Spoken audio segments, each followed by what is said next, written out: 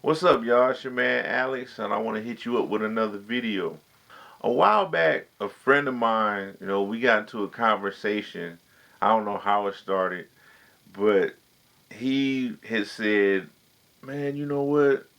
1986 had a lot of good movies. It was either 86 or 85. I can't remember what year it was that he said, 86 or 85. But anyway, it got me thinking about what's a year that had a lot of movies that I like, a lot of my favorite movies. What's a year that the movies that came out with a lot of movies that I enjoy? So I start going through a lot of my movies, and one after another, 87, 87, 87, 87, 87. 1987 had a lot of movies that I like, a lot of movies that I like, and I was surprised at how many of them it was. I was gonna make this into a top 10 favorite movies from 1987, and then after I got 10, it was just so many, so many more that I wanted to talk about, and then it became a top 20 list. And then after that, there was still a lot of movies that I wanted to talk about. So this isn't gonna be a countdown at all. I'm gonna just list off a whole bunch of movies that I like that came out in 1987. So hopefully this won't go on too long. I got a list right here. I got 37 movies that came out in 87 that I really like. So I guess I should get started with this. All right, here we go. Adventures in Babysitting. You got Elizabeth Shue. Movie I haven't watched in quite a while. It's on Netflix. I should watch it. I haven't watched it in quite a while. Some Kind of Wonderful. Now I haven't watched this in a really long time, since I want to say it's been back since 80s, early 90s since I watched this. I remember watching it a lot. I liked it, and I used to watch it a lot, a lot, a lot. But Some Kind of Wonderful. The Witches of Eastwick with Cher and Michelle Pfeiffer, Susan Sarandon. You got Jack Nicholson, who's the devil. And main thing that stands out about that movie to me was the scene when what's her name from Alien was puking up all them cherry seeds. I always thought that was kind of gross. Ugh. Back to the Beach with Frankie and Annette. That used to come on cable a lot back in the day. That was kind of a movie that I really like. That's a movie that my dad has too, and he's brought it over and played it for my kids, and they seem to enjoy it. Beverly Hills Cop 2 with Eddie Murphy. Now, part 2 is my favorite out of the Beverly Hills Cop movies. I always like the Axel Foley theme music. Do do do do do do do do. Whitewater Summer. Whitewater Summer is a movie where it's got Sean Astin and a couple other kids who was in like a bunch of 80s movies. They go out on like this hiking trip in the mountains and stuff like that in the woods and Kevin Bacon is leading them, and Kevin Bacon is like a real jerk to Sean Astin. And I really like the movie. One thing that stood out about that movie to me was the music. The Barbarians. Now, The Barbarians is a movie that I would love to get. I haven't seen this movie in forever, and it's a fantasy movie, and it's about these two humongous barbarian guys. And they're twins, and they oh man, I wish I could remember a lot of stuff in the movie, but I remember it used to come on cable all the time, and I used to watch it all the time. And they had this girl that was with them. I think she might have been their sister. And there was one part in the movie where they stuck some ruby in her belly or something like that, in her navel, and it meant that she was the queen or something. I can't remember, but I just remember Barbarians was a movie that I really liked, and I wish that I could get it. Maybe I have to search for it somehow, but it's a movie that I'd like to own. Masters of the Universe, Courtney Cox, uh, Dolph Lundgren. I remember seeing this at the theater. I was pumped up about it. One thing years later thinking about it, one thing I really didn't like is that they had unknown characters in it. They didn't have characters from the cartoon. They just had unknown characters, except for a few like Beastman and there was no Prince Adam. And one mistake I think they made was they should have made it in Eternia. They put the movie, they set it on Earth, but it should have took place in Eternia. And I think Evil Lynn, Meg Foster got them crazy eyes, man. They should have made Skeletor more like the cartoon where he was always capping on He-Man. Muscle-bound buffoon! Harry and the Hendersons.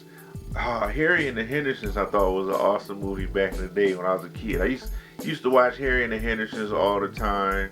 And, it's, John Lithgow and his family wind up hitting Bigfoot when they're driving. They take him home and he wrecks the place, and they become friends with Bigfoot. Near Dark, vampire movie. It's a different vampire movie. It's got like the main cast of aliens in the movie. You got Bishop, Hudson, Vasquez. Batteries not included. Remember the movie with the little aliens? They look like little flying saucers. Raising Arizona with Nicolas Cage. This movie used to come on cable all the time, back in the day. And I don't know, it was just one of those movies that whenever it was on, I would just always watch it. And for some reason, I think the coolest part to me in that movie was that bounty hunter guy with the big beard, and he was all rusty looking, and he had the two shotguns. My Demon Lover. Another movie that used to come on cable all the time, used to come on the movie channel back in the day all the time, and I always used to watch it. And it's one of those movies that has like this nostalgia thing. Whenever I hear that Let Go song that's from the movie, I don't know, it just like teleports me back, make me feel like I'm a kid again or something. La Bamba, the story of Richie Valens, Lou Diamond Phillips. Really good movie. Really good movie. I don't own it. I wish I did. I think it's a really good movie. Revenge of the Nerds 2, Nerds in Paradise. Now, this was the first Revenge of the Nerd movie I ever saw. I don't think it's as good as the first one, but I thought it was pretty good. I enjoyed it a lot. You got Spaceballs, the spoof of Star Wars. May the Schwartz be with you. You got Over the Top with Sylvester Stallone, where he's arm wrestling. Take my hat and I turn it around. I turn my hat around and it's like a switch. I enjoyed Over the Top a lot. And the song by Kenny Loggins, Meet Me Halfway, is a song that I love that song. And that song me and my wife used in our wedding. You got Mannequin with Kim Cattrall and Andrew McCarthy. I like this movie a lot. I don't know, it's fun and cheesy, and I don't know, I just like it. And the Nothing's Gonna Stop Us Now, I like that song. Mannequin is another one of those movies. All of these movies really, but it's another one of those movies where you watch it. For me anyway, I watch it and it just makes me feel like a kid again. Hellraiser. Hellraiser.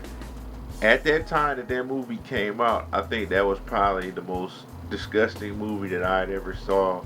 It had to have been the most graphic movie that I had seen, man, because you got hooks tearing up people's skin and people being tortured, and it was the most disgusting movie I had seen at the time. Lethal Weapon with Mel Gibson and Danny Glover, and Gary Busey was the villain in the movie before he went a little crazy. Inner Space. Inner Space is a cool movie that I don't own and I wish I had. With Dennis Quaid, where he gets shrunken and he goes in he's like in Martin Short's body. That Inner Space I thought was a pretty cool movie, man. Can't Buy Me Love with Patrick Dempsey. I really like Can't Buy Me Love. There was a lot of great teen movies that came out in the 80s, man. That was one of them. The Evil Dead 2. Crazy movie, horror, comedy. Everybody know about Evil Dead 2. There ain't no need to talk about it. Amazon Women on the Moon If you've never seen Amazon Women on the Moon, just imagine a sketch comedy show.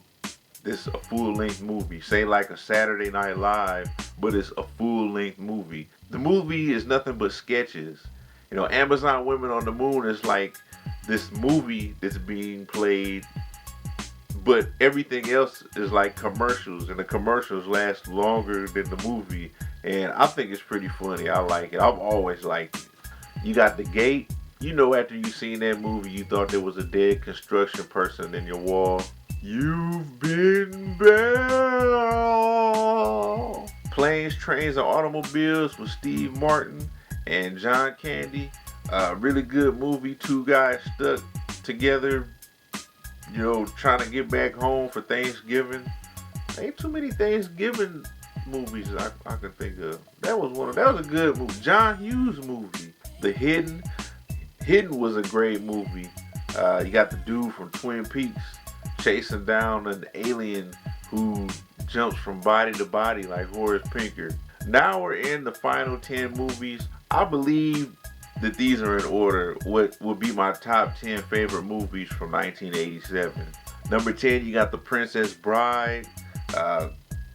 Always been a fan of this movie. This movie has so many quotes in it.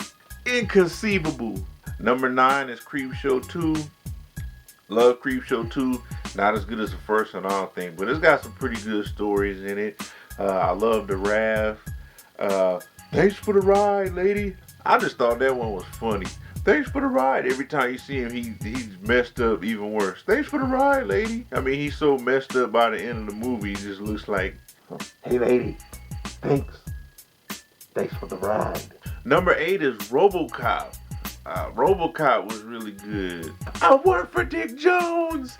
Dick Jones. He's OCP. OCP runs the cops. You're a cop. Number 7 is Summer School. Summer School was another movie that used to come on cable all the time back in the day. And it was one of the movies that I just got really attached to. And the main reason probably was because of Chainsaw and Dave. I love those two characters, especially Chainsaw. I mean, he was really big in the horror movies, and I was big in the horror movies, and that was a character that I related to. And I think because of him, you know, I wouldn't love that movie as much if it wasn't for him. Number 6, The Monster Squad. I'm telling you, man, a bunch of type movies came out of '87. The Monster Squad, man. You got little kids going up against the Universal Monster. Number 5, Nightmare on Elm Street Part 3, The Dream Warriors. Now, this is my favorite sequel out of all the Elm Street movies. I think it took Freddy to another level. I mean, he wasn't in the shadows scary like the first two movies, but I don't know, it made him, I don't know. Freddy was just cool in that movie, I thought. Number 4 is Predator. I remember when Predator came out, my folks didn't want to take me to the theater because they thought that I'd be scared, and I don't know why. Because it's not like a horror movie or anything. I mean, it's got like horror elements. An alien is trying to kill everybody, but number 3 is another Arnold movie, The Running Man. Running Man is my favorite Schwarzenegger movie. I like everything about The Running Man. I mean, I like the music. I like the concept. I'm a Schwarzenegger fan, so I like him. I like Maria Conchita Alonso because I thought she was gorgeous. I like the way Dynamo was singing. I mean, I wish he would have cut an album because I would have bought it. Number 2 is 3 O'Clock High. Probably, I don't know if it is or not, but it could possibly be my favorite teen flick. 3 O'Clock High. Just a really cool movie. I don't even know what to say about it, man. It's just a really awesome movie. And I want to watch it right now just for bringing it up. And my number 1 favorite movie from 1987. Classic movie. This is almost my number 1 favorite movie ever. And that is The Lost Boys. Lost Boys to me is the best vampire flick that's ever been made. I love Fright Night and other movies like that, but The Lost Boys, I mean, the Lost Boys was cool. It was hip. You had cool characters. All the characters was great in the movie. You had the old grandpa. You had their mom. You had Michael, the Coreys. That's classic '80s right there. The two Coreys. You had Jamie Gertz with her fine self. You had Kiefer Sutherland, probably his best role ever. That whole movie was just awesome, and that would be my number one favorite movie in 1987. But I'm pretty sure there's a lot of other movies that I forgot, but 1987 could possibly be my favorite year in movies. Could be not. I don't know. I had to research some more. Maybe I can do some more of these uh, lists and throw out a bunch of movies from different, different years. Maybe, oh, you should check out the movies from '84. Well, that's all I got to say in this, man. I need to go upstairs. I got some brats waiting for me on the stove. They've been boiling for like a half hour. No, longer than that. Way longer. All right, y'all. Peace out. Can you say an '80s slasher?